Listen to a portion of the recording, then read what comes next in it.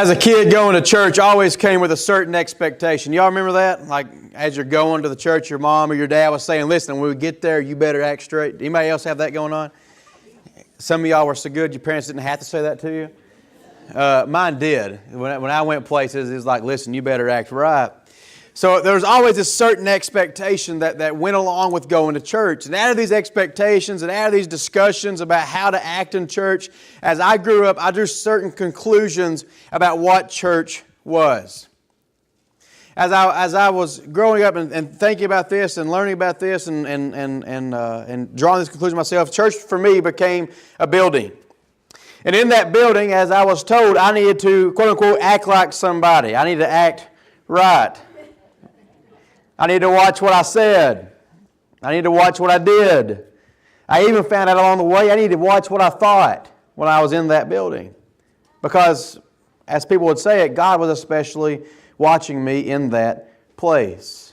It's kind of the idea we're going to church. We want to go meet God this morning. God is in that room. So I had the mindset really of a kid who was going to see Santa Claus at a local mall.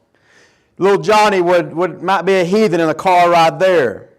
He might be a heathen in the parking lot as he is walking into the building. He might be a heathen as he walks through all the stores with mom and dad just trying to get to Santa Claus. But the moment that he becomes within the view, the moment he got within view of Santa, he could see Santa and knew that Santa could see him.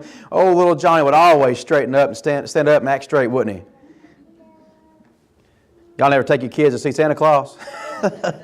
It happens, doesn't it? I mean, the moment that like they act all crazy and wild and they're all excited and it's like, you know, I need to calm down. And then the moment they see Santa, like I'm going to act right. That was me whenever I went to church. I acted a certain way, a particular way, because after all, as many have stated, I was going to the house of God.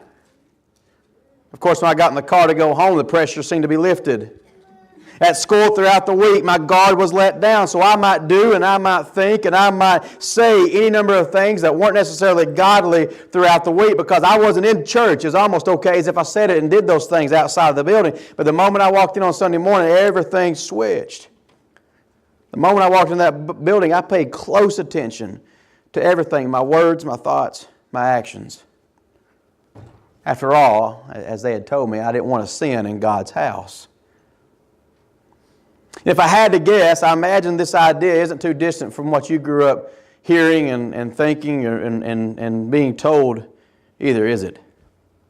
I imagine that you've heard and thought some of those same things, stating that the church building is the house of God. And we hear it in our conversations and we hear it in our prayers often. We'll say things like, it's good to be in the house of the Lord today. Or if someone makes a joke and they kind of stretch the truth just a little bit, you know what I'm talking about? Like, and you can tell that it's not all true. You'll say, like, our jaws will drop and we'll say, I can't believe you would tell a lie. And in God's house of all places. Y'all ever had that? I get it twice. I can't believe that you tell a lie being a preacher and in God's house of all places. I get it both ways. But we hear that, don't we? There's often still a certain expectation of how we are supposed to live when we walk through the doors of a church. Like everything, like I got to put on my holy gown, right? And while we probably should act a certain way on Sunday mornings as we gather together, and we'll talk a little bit more about that later, I believe it has very little, if anything, to do with the building we're gathered in today. Or to do with the building that you grew up in, going to church. In fact, if you look back to the early church never even had a church building. It was centuries later before they even began building church buildings and gathering in church buildings. And at that, it took I was doing some research on churches back in the first century, the first few centuries. I learned that it actually took an order that you cannot meet in homes before people really started meeting in churches. Like there was an express order, you cannot meet as a church in a home, you have to come to the building. So the early church never had an idea that a particular building would be a church building. They never had this idea of calling a particular building the house of God. That would have been strange to them. If you would have said, I'm going to the house of the Lord today, that would have been strange to them. But they did have an image in mind about what the house of God or the temple of God was. And that temple of God imagery had implications on how we are to live as Christians. That's what Paul gets at in our passage today. That's what he explains in our passage today. We find this in 2 Corinthians chapter 6, beginning in verse 14. And that's where Paul says, it's a familiar passage, you've probably heard this before, but Paul says, do not be unequally yoked with unbelievers. Again, it's a phrase that if you've been in church for a while, or maybe not, but maybe you've heard it even out on the streets, you've heard it somewhere along the way about being unequally yoked. It's a phrase that we've heard many times throughout our Christian lives. And this phrase, this image, actually comes from the Old Testament law. It's found in both Leviticus and Deuteronomy. The command there was to say that a farmer, that someone who's plowing a field, shouldn't yoke two animals of unequal types when they went to go plow a field. So specifically it means don't plow an ox with a donkey when you're trying to plow a field. Because what happens is one's going to pull harder than the other. And so the line won't be a straight line. It won't be two equally yoked. And so your line begins to veer off course. But Paul takes that and places that command on us as Christians. I've often heard this text spoken about and within the context of a Christian believer dating a non-Christian believer with the idea of wanting to get married. Have you heard it that way? Many of us have. That's about the only interpretation or only application I've ever heard this passage used for. And while I think that could be applied, Paul's thoughts on this passage aren't expressed specifically. In essence, Paul leaves it open completely to interpretation and the work of the Holy Spirit within us. So we're left wondering, when Paul says, do not be unequally yoked with unbelievers, what in the world does he mean? Let me first tell you what Paul doesn't mean. John MacArthur points this out. But Paul isn't saying that we should break away from all contact with unbelievers altogether. Paul isn't saying that we should go into isolation on the part of the church and kind of look like some kind of monastery or something of that nature where we're just isolated completely from the world. It's just us in a building. He's not saying that you should divorce an unsaved spouse or cut off all contact with any non-believer in your family. He's not saying that you can't work or play or do business or be engaged in common earthly enterprise with non-believers. If that's what Paul was saying, then Paul goes against everything he ever lived for. Paul was always around unbelievers. If that was what Paul was saying, he's going completely against the Great Commission. What's the Great Commission say? Go into all the world and make disciples of all nations. Not go into the church world and make disciples of all nations. Go into all the world. Non-believers too. So that's not what Paul is saying, that they cut off all contact from non-believers. That goes against everything Christ has told us to do. So the question again is, what is Paul saying? And while there are many suggestions, I believe Paul's command is left open on purpose because the possibilities here are endless. But more or less, I believe what Paul is saying here is simple. As one scholar put it, he says, do not form any relationship, whether temporary or permanent, with unbelievers that would lead to a compromise of Christian standards or jeopardize consistency of Christian witness. In other words, if you're in a partnership or relationship of some sort and it's leading you away from Christ, Paul says, stop being unequally yoked. If you're yoked up with someone and you're leading a direction and they are stronger than you in their opposition of the faith, you will be pulled in that direction. If it's an ox and a donkey and we're the donkey, we're always going to go in the direction of the ox. Because the ox is stronger. Paul says if you're in a relationship with someone that's leading you away from Christ, break away. If it's leading you away from Christ and into sinfulness, get away from it. And then he gives 5 reasons for doing so. Really, they're pictures that Paul paints for us for why we should break away from these relationships. He says this in verses 14 through 16. He says, do not be unequally yoked with unbelievers. For what partnership has righteousness with lawlessness? Or what fellowship has light with darkness? What accord has Christ with Belial? Or what portion does a believer share with an unbeliever? What agreement has the temple of God with idols? And of course, we read this passage, we read these pictures, and it doesn't take us very long to understand the answer to each question, does it? None. The answer to each question is none. That they don't have anything in common. They don't have anything together. It's a list of complete opposites, and opposites cannot come together, right? Maybe in a marriage, but not in this case. Opposites don't go together, though, do they? I mean, you look at this list up here, and you see complete polar opposites. He says, well, I mean, we look at it, and he's talking about righteousness and lawlessness. Righteousness is the opposite of lawlessness. Like one says, I'm going to do everything right that I can, and one says, I'm going to be a heathen and do whatever I want to do. Paul says light and darkness, they're opposites. They can't exist together. Where you have light, there is no darkness in that place. There's no agreement or accord or harmony between Christ and Belial. You probably don't know what Belial is, do you? You do, yeah. We got somebody. I had no clue what Belial was. But literally it means worthlessness. What does Christ have to do with worthlessness? But it was used, as Scott puts out, it was used for Satan or the Antichrist. And what does Christ and the Antichrist have in common? What portion does a believer have with a non-believer? And there's no place for an idol in the temple of God. For an idol of any kind. You shall have no gods before me. And Paul uses this imagery to say this is how we're to be. We're to be different. We're to be set apart. We're to be completely unyoked with unbelievers. That we might stay on the right, straight, and narrow path. Doesn't mean we don't go out into the world and interact. But if there's any relationship that's leading us away, we have to get away. We have to break away. I notice this principle isn't just for when we're in the church building.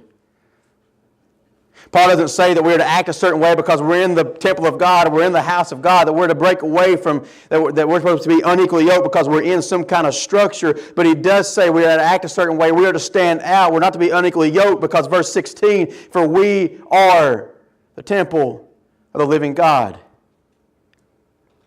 Paul says, don't be unequally yoked, for we are the temple of the living God. And while it's common Christian lingo, you've likely heard this stated time and time again if you've grown up in church, and we've known this and heard this and talked about this many times. I've talked about it several times from behind this same pulpit. This statement of truth isn't something we can just gloss over this morning and keep going on throughout our day without really thinking about what it means. In fact, this is so important. I want to camp here just for a minute, because it's important for us as Christians. And we can't miss it. Look at it again. Paul says, for we are the temple of the living God. We don't have much of an image about what that looked like in the first century, do we? I mean, we can see the pictures that we have that people have drawn and the structures, and we'll look at one just in a second of Solomon's temple. But we really don't have an idea of what that means about going to a temple of the living God. We've never known a temple of God in our lives personally. But as a Pharisee, Paul has a vivid picture of what this meant. In fact, the Corinthian church, growing up as pagans, worshiping at pagan temples, they even had a very vivid picture of what that meant. The temple wasn't just a place of worship. It was a place where God's physical presence was represented on earth. While God was everywhere and cannot be contained to one area, His presence was uniquely located within the temple. And for the Jews, then their Hebrew and Israelite ancestors, this was a big deal. This was the place they came in order to be close to God. Except, as you know, they couldn't go very far, could they? I mean, you see the structure up here before me. Maybe you can't really read the words from where you're at. But the glory of God was so great that man could not just come by willy-nilly walk into His presence. There were boundaries. So the tabernacle and eventually the temple was built. There were divisions throughout the structure. What you have here is the stairs to the right. This is Solomon's temple. Herod's temple that we see in the New Testament, it would look a little different, but kind of the same basis idea that had been taken place. It's a lot bigger, ginormous compared to Solomon's temple. But anyways, the same idea was here. And so you have the steps over here. I can't tell exactly how many steps there are if you can see the picture. But anyways, it walks up through here. And what you have is, you have kind of this greater court where everyone can join in, the upper inner court, like you can get there. But then there are these divisions. I meant to have a pointer this morning, but I don't have one. And so you see this opening here to the right.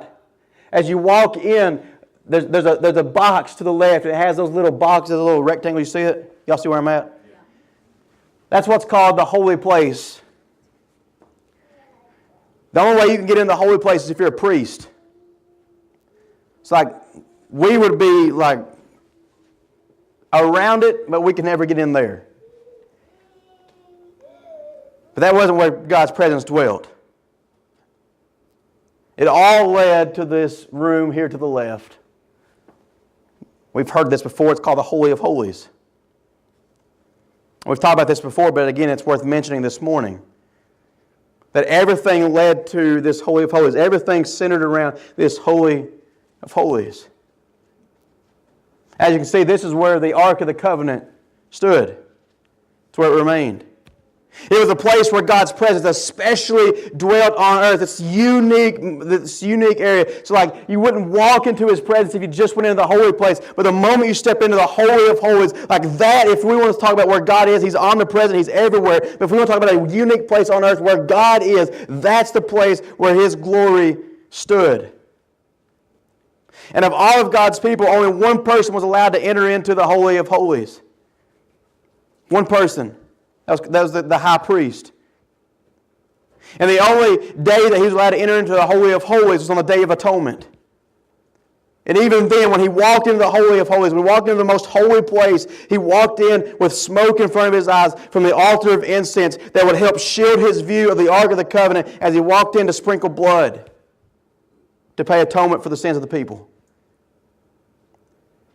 Anyone else who walked into the holy place, the most holy place, anyone else who walked into the Holy of Holies was killed on the spot. No questions asked. If the high priest walked into the Holy of Holies on a day when, unlawfully, on a day when he's not supposed to be there, if he walked in the day before the Day of Atonement, killed on the spot.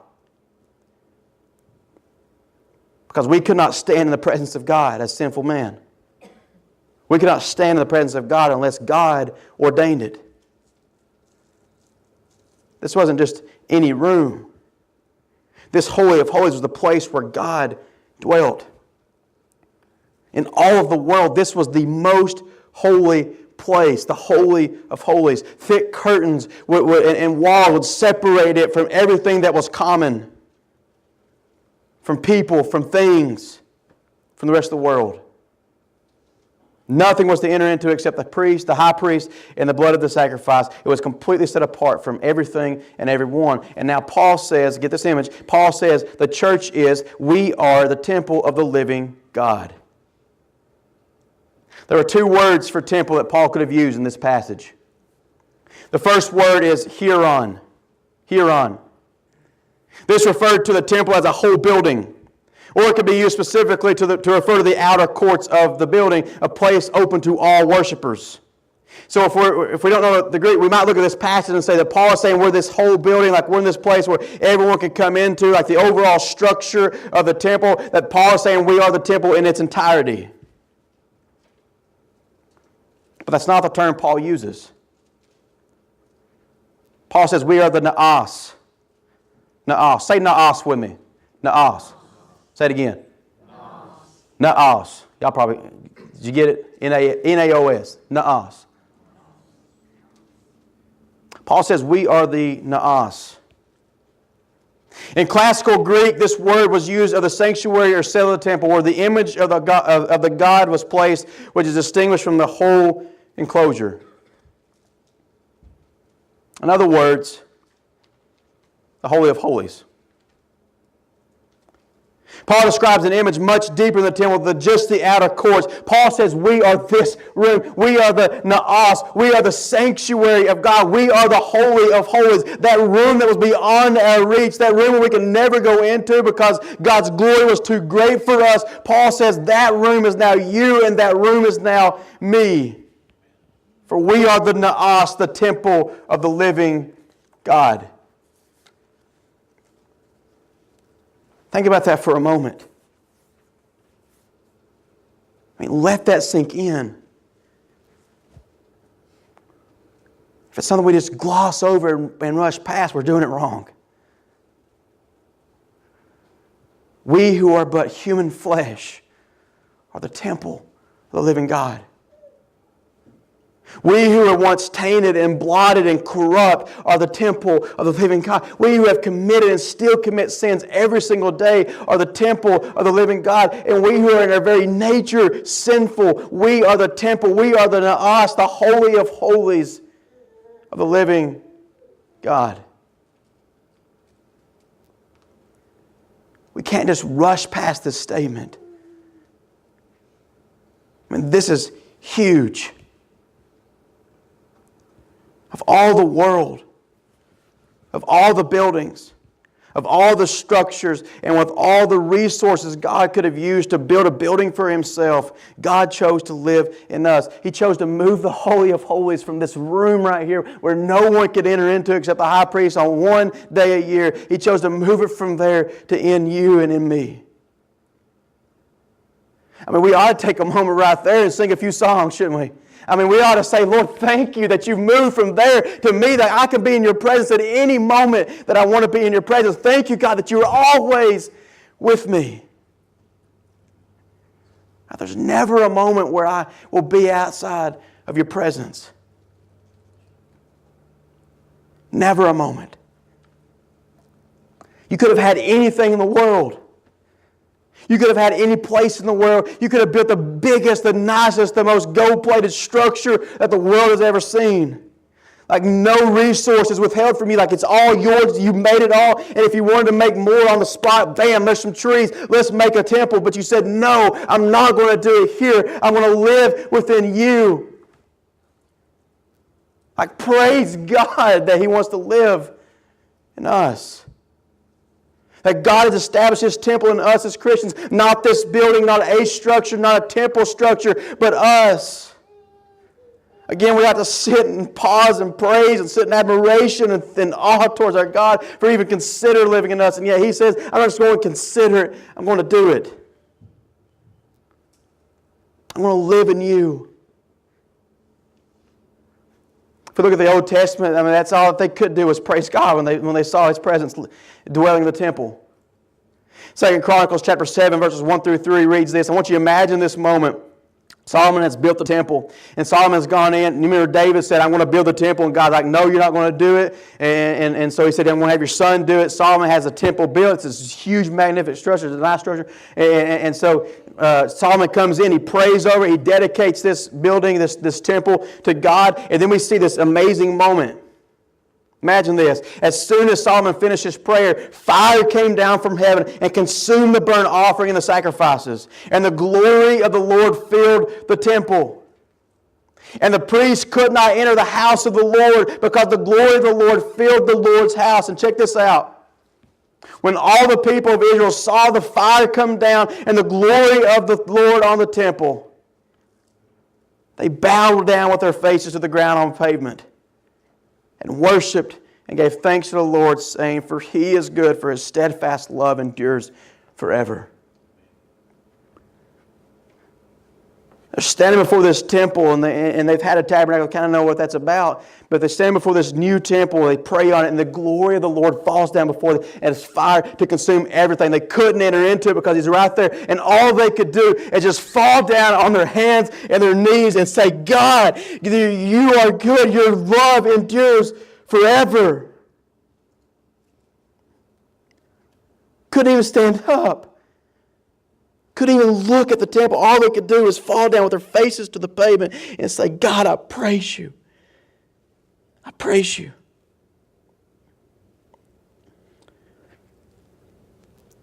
And how often do we forget?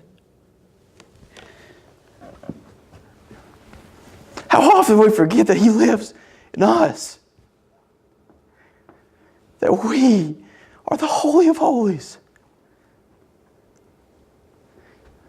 I mean, speaking from experience, I forget it a lot. I'll act right when I come into this building. But the moment I jump in my truck and drive away, there's times when I forget. And I choose to live how John wants to live. There's times I get in my truck and I go home or I go out into the community and I forget I am the Holy of Holies.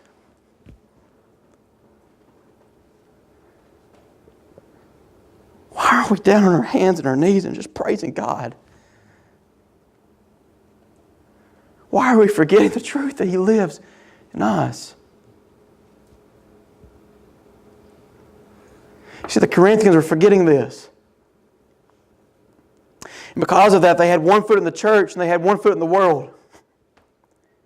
They, like us, were dipping into both pots, drinking from both wells. And that's why Paul says, don't be unequally yoked. Don't have a share with both righteousness and lawlessness and light and darkness with Jesus and Satan. Be separated. Be set apart. For we are the temple of the living God. We are the Holy of Holies. And that comes with implications. That's where Paul turns. In the verses that follow, Paul gives us some promises from the Old Testament about God living in us, God living among us, but he also shows us what it means for us to be the temple of the living God. He says this in beginning of verse 16, he says, "For we are the temple of the living God, as God said, I will make my dwelling among them and walk among them, and I will be their God, and they shall be my people. Therefore go out from their midst and be separate from them, says the Lord, and touch no unclean thing. Then I will welcome you, and I will be a father to you, and you shall be sons and daughters to me, says the Lord Almighty." There's a handful of promises throughout there. I've got them italicized up there behind me so you can see them. And then Paul says, since we have these promises, beloved, let us cleanse ourselves from every defilement of body and spirit, bringing holiness to completion in the fear of God. In light of the promises that God has given us, the promises that are italicized behind me right now, Paul gives two commands. He says, we're the Holy of Holies. We are the temple of the living God, but that means that we have to change how we live. He says, first, cleanse ourselves from every defilement. You didn't walk into the temple of God, especially the Holy of Holies, and just start throwing paint everywhere. Or just start throwing up idols everywhere. He says, we are the temple. We are the Holy of Holies. We have to cleanse ourselves of every defilement. That means basically repent of sin. Repent of all sin. The Holy of Holies in the temple could not allow any sin whatsoever in that room. God could not allow sin to be in His presence of the Ark of the Covenant. And now, as a temple of the living God, we have to do whatever it takes to remove sin from our lives. And this includes all sin, whether that is outward, something we say or something we do, and inward, even the things we think. We have to change everything. We have to cleanse ourselves, break away from our words and actions and thoughts that are sinful and will defile the temple. And second, he says, bring holiness to completion in the fear of God. That's sanctification. It's a big word that basically means we become more like God in every single way. It's becoming set apart. It's becoming dedicated to God. In other words, Paul says, as a temple of the living God, having received the promises that God has given us, let's repent and turn to the Lord. Let's run away. Let's break away from everything. Let's cleanse ourselves of all things that defile the temple, that lead us. Let's break away from everything that leads us away from God. And let's live in the fear of God. Realize that the same God who lived in the Holy of Holies lives in us in the same way that He lived in the Holy of Holies. We had that same fear and we had that same reverence toward God that the Jewish people had when they approached the temple every single day. We realize we're coming every day when we wake up. We are right in the presence of the Lord because we are the temple of God. And as a temple of God, we are called to live set apart lives, set apart from society. And that's true both individually and collectively when we walk into this room together. As individuals, we shouldn't look like society and we shouldn't look like culture, embracing the sins of the world. We're to look different. We're to be set apart. We're to be unequally yoked. And collectively, we shouldn't look like society and culture, like some sort of country club or membership group. As we gather together, we're to look different. We're to be set apart. We're to be unequally yoked. And that's because we are the temple of the living God. We are the Holy of Holies. God lives in us. So should we act right when we come into this building? Absolutely. But not just because we're in this building. Not because we are in, quote unquote, the house of God. We act right. We chase after God and cleanse ourselves from all defilements because God lives in us and we are the house of God. So we shouldn't act any different in here than we do anywhere else in this world. Because no matter where we are, God is right there living in us. No matter where we are, we exist as the Naas of the living God, the Holy of Holies. So no matter where we are, we ought to live in fear and reverence of our God. And when we live lives conscious of God living in us, the truth is we're going to stick out. We're going to look a little bit different, and we'll look different from everyone else. We won't look common. And that may come with some varying responses from society. But in that, God stays glorified. And through us living rightly as a temple of the living God, through us cleansing ourselves from all defilements and bringing holiness to completion, the fear of God, through us doing these things as temples of the living God, Christ will build His church. Because anywhere the Spirit lives and moves and has the lead, growth is sure to take place. In us, in our communities. But again, we have to be separate, holy. A people of worship and dedication to God always. A people who don't choose to live for self, using our bodies as our own. Paul says in 1 Corinthians chapter 6, verses 19 and 20, he's speaking about us being the temple of God. He says this, he says, "You are not your own, for you were bought with a price. So glorify God in your body."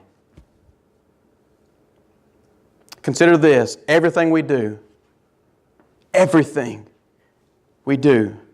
Christians, we do in and we do as the temple of God. We do in and we do as the Holy of Holies. Paul understood this, so Paul tells us to live apart, set apart. To live sacred, to live holy, live as the temple of the living God.